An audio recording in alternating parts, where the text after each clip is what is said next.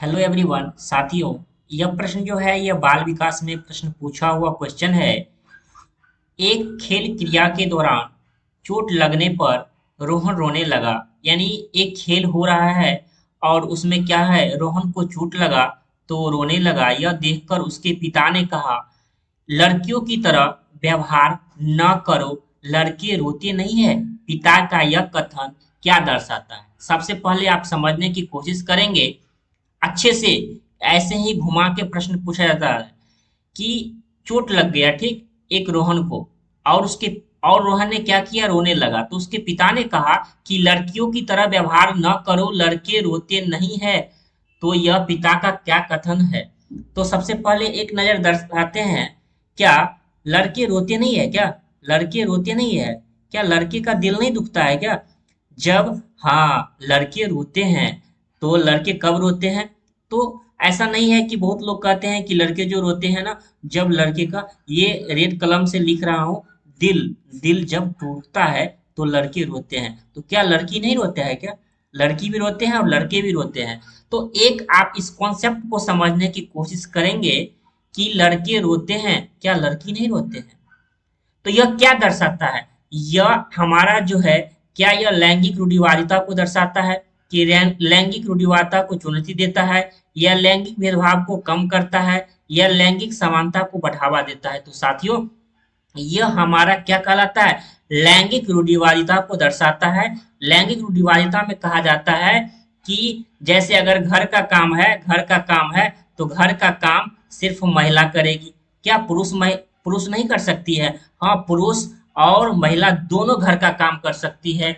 और बाजार का काम ऐसा माना जाता है कि जो होगा वो क्या करेगा, वो क्या करेगा, मेल करेगा, यानी पुरुष करेगा बाहर का काम और घर का काम महिला करेगा। तो क्या अब ऐसा नहीं हो गया है?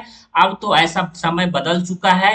अब हर एक काम लड़की करती है। अब तो पायलट और ट्रेन का जो ड्राइवर होते हैं, अब वो ट्रेन भी लड़की चलाने लगी है। तो यह जो हमारा दर्शाता है, यह जेंडर स्टेरियोटाइप को दर्शाता है, यानी लैंगिक रूढ़िवादिता को दर्शाता है।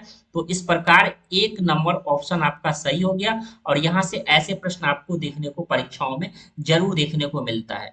अगला प्रश्न है, कहता है एक प्रगतिशील कक्षा में, क्या एक प्रगतिशील प्रोग्रेसिव क्लासरूम की बात कर रही है, अध्यापक को जटिल पाठ्यक्रम का पालन करना चाहिए? क्या एक टीचर को अटल पाठ्यक्रम का पालन करना चाहिए, एक कठिन करने का फिक्स क्या, कि नहीं यही होना चाहिए? गलत बात है। विद्यार्थियों में प्रतिस्पर्धा पर बल देना चाहिए। क्या आप हमेशा कंपटीशन पर बल देंगे कि अच्छा मोहन तेज है, अच्छा सोहन तुम तेज क्यों नहीं हो, तुम क्यों ना पढ़ते हो? या फिर ज्ञान की संरचना के लिए बच्चों के मौके अवसर प्रदान करना चाहिए? यानी ऑप्शन नंबर हमारा सी जो है, यह आपका करेक्ट हो गया। क्यों? बच्चों को संरचना के लिए बच्चों को अधिक से अधिक क्या करना चाहिए? बच्चों को मौके देना चाहिए, बच्चों को अवसर प्रदान करना चाहिए। ये हमारा प्रोग्रेसिव एजुकेशन क्लासरूम को दर्शाता है, यानी ऑप्शन नंबर सी सही हो जाएगा। देखिए परीक्षा में कैसे छांटना है। अध्यापक को अटल परिश्रम कहता है, फिक्स की बात हो रहा है तो फिक्स नहीं होना चाहिए, ठीक, गलत हो गया। प्रतिस्पर्धा पर बल देना चाहिए। देखिए प्रतिस्पर्धा कंपटीशन की बात होना चाहिए, लेकिन ये कहता है प्रतिस्पर्धा पर बल देना चाहिए, बल देना चाहिए कंपटीशन की। राम तेज है तो मोहन क्यों नहीं तेज है? तो ऐसा नहीं होना चाहिए। बच्चों को अगर आप अवसर देते हैं तो ऑलरेडी बच्चा तेज बन जाएगा। इस प्रकार क्या होगा, इस प्रकार आप ऑप्शन को छांट सकते हैं। अगला है,